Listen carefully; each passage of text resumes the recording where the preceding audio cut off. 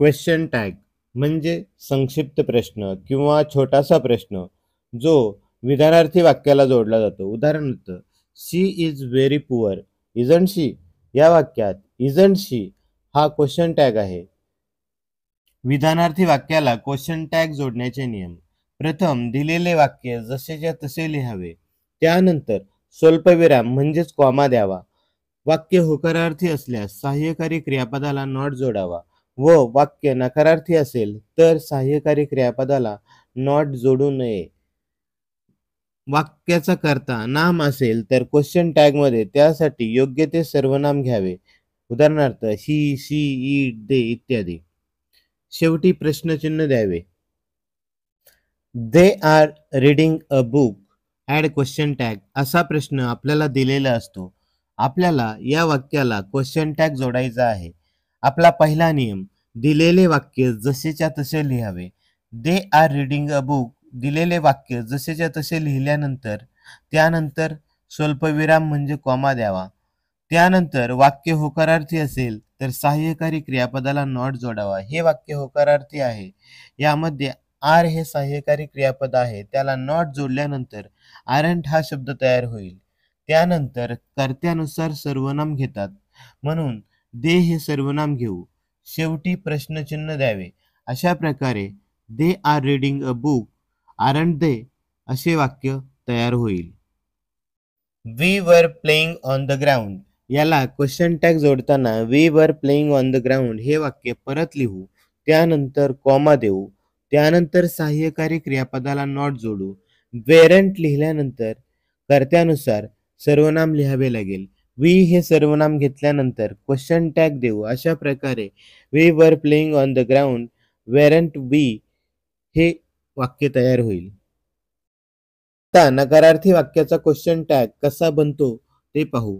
He is not working with me, add question tag.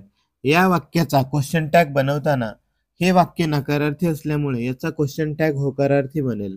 म्हणजेच सहाय्यकारी क्रियापदाला not जोडत नाहीत. वाक्य जसेच्या तसे लिहिल्यानंतर कॉमा दिल्यानंतर विधानार्थी वाक्यात इज नंतर नॉट आला आहे म्हणून सहाय्यकारी क्रियापदाला नॉट जोडू नये. त्यानंतर इज हे सहाय्यकारी क्रियापद लिहावे लागेल. त्यानंतर सर्वनाम ही घेऊन प्रश्नचिन्ह द्यावे लागेल. अशा प्रकारे he is not working with me is he असे वाक्य बनेल. You are not listening me carefully या वाक्याचा question tag you are not listening me carefully comma are you question mark असा बनेल.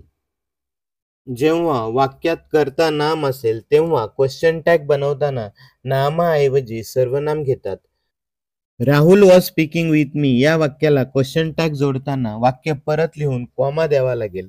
सहाय्यकारी क्रियापदाला म्हणजे वॉजला नॉट जोडल्यानंतर वॉजंट हा शब्द लिहिल्यानंतर राहुल या नामाऐवजी योग्य ते सर्वनाम घ्यावे लागेल. राहुलसाठी ही हे सर्वनाम घेता येईल. त्यानंतर प्रश्नचिन्ह द्यावे लागेल. अशा प्रकारे Rahul was speaking with me comma wasn't he question mark हे वाक्य तयार होईल. Boys had completed their work, add question tag. या वाक्याचा question tag boys had completed their work comma hadn't they question mark असा होईल. म्हणजेच बॉईजसाठी आपल्याला दे हे सर्वनाम घ्यावे लागेल. वाक्यात आय एम असा कर्ता व सहाय्यकारी क्रियापद आल्यास आरंट आय त्यानंतर क्वेश्चन मार्क असा क्वेश्चन टॅग वापरतात. ॲमंट आय असा क्वेश्चन टॅग वापरू नये. I am completing my work या वाक्याला क्वेश्चन टॅग जोडताना I am completing my work comma aren't I आणि क्वेश्चन मार्क अशा प्रकारे क्वेश्चन टॅगचं वाक्य तयार होईल. आय एम नॉट च्या नकारार्थी वाक्याला एम आय क्वेश्चन मार्क असा क्वेश्चन टॅग जोडतात. उदाहरणार्थ I am not your friend या वाक्याचे I am not your friend comma am I question mark असे वाक्य बनवावे लागेल.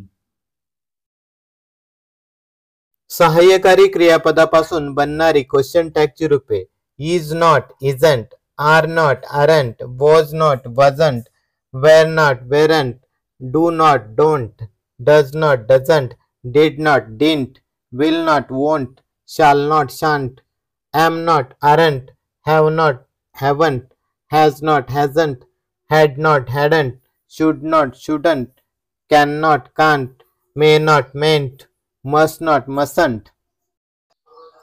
लेट्सने सुरू होणाऱ्या वाक्यानंतर शाल वी हा क्वेश्चन टॅग जोडतात. उदाहरणार्थ लेट्स गो टू प्ले या वाक्याचा let's go to play comma shall we question mark अशा प्रकारे क्वेश्चन टॅग लिहिला जातो. लेट्स एन्जॉय द गेम या वाक्याचा let's enjoy the game comma shall we आणि क्वेश्चन मार्क असा क्वेश्चन टॅग लिहिला जातो. अशा प्रकारे लेट्सच्या वाक्यांचा क्वेश्चन टॅग बनतो. आज्ञार्थी वाक्यानंतर विल यू हा क्वेश्चन टॅग वापरतात. आज्ञार्थी वाक्य म्हणजे ज्यातून सूचना, आदेश किंवा आज्ञा दिलेली असते. क्लोज द डोअर या वाक्यात दरवाजा बंद करण्याचा आदेश दिलेला आहे म्हणून ते आज्ञार्थी वाक्य आहे. क्लोज द डोअर या वाक्याचा question tag close the door comma will you question mark असा होईल. कीप सायलेन्स या वाक्याचा question tag keep silence comma will you question mark हा आहे. सिंपल प्रेझेंट टेन्समध्ये सहाय्यकारी क्रियापदे आलेली नसतात. अशा वेळेस डू हे सहाय्यकारी क्रियापद क्वेश्चन टॅग लिहिण्यासाठी वापरतात. उदाहरणार्थ student attend the school daily या वाक्यामध्ये सहाय्यकारी क्रियापद आलेले नाही, तर अटेंड हे क्रियापदाचे मूळ रूप आले आहे म्हणून हा सिंपल प्रेझेंट टेन्स आहे. या वाक्याला क्वेश्चन टॅग जोडायचा असेल तर ते वाक्य पुन्हा लिहून कॉमा दिल्यानंतर डू हे सहाय्यकारी क्रियापद घ्यावे लागेल. त्याला नॉट जोडावा लागेल. डोंट नंतर कर्त्यानुसार योग्य ते सर्वनाम घ्यावे लागेल. स्टुडंटसाठी दे हे सर्वनाम घ्यावे लागेल आणि शेवटी प्रश्नचिन्ह. अशा प्रकारे क्वेश्चन टॅग बनेल. सिंपल प्रेझेंट टेन्समध्ये ज्या क्रियापदांना येस किंवा येस प्रत्यय असतो अशा वाक्याचा क्वेश्चन टॅग बनवताना डज हे सहाय्यकारी क्रियापद घेतात. रिया रीड्स द लेसन या वाक्यात रीड या क्रियापदाला येस हा प्रत्यय जोडलेला आहे म्हणून क्वेश्चन टॅग बनवताना डज हे सहाय्यकारी क्रियापद घेऊन नॉट जोडावा लागेल म्हणून डझंट घेतल्यानंतर रियासाठी शी हे सर्वनाम घेऊन प्रश्नचिन्ह द्यावे लागेल. अशा प्रकारे Riya reads the lesson comma doesn't she question mark हे वाक्य तयार होईल. सिंपल पास्ट टेन्समध्ये सहाय्यकारी क्रियापदे आलेली नसतात. अशा वेळेस डीड हे सहाय्यकारी क्रियापद क्वेश्चन टॅग लिहिण्यासाठी वापरतात. बॉईज वेंट टू प्ले या वाक्यात वेंट हे गोचे दुसरे रूप आहे. यात सहाय्यकारी क्रियापद आलेले नाही तर कर्त्यानंतर क्रियापदाचे दुसरे रूप आले आहे म्हणून हा सिंपल पास्ट टेन्स आहे. अशा वाक्याला क्वेश्चन टॅग जोडताना डीड हे सहाय्यकारी क्रियापद घेतात व त्याला नॉट जोडतात. म्हणून बॉईज वेंट टू प्ले त्यानंतर कॉमा दिल्यानंतर डिडंट लिहावे लागेल आणि त्यानंतर बॉईजसाठी दे हे सर्वनाम घ्यावे लागेल. अशा प्रकारे boys went to play comma didn't they question mark असे वाक्य तयार होईल.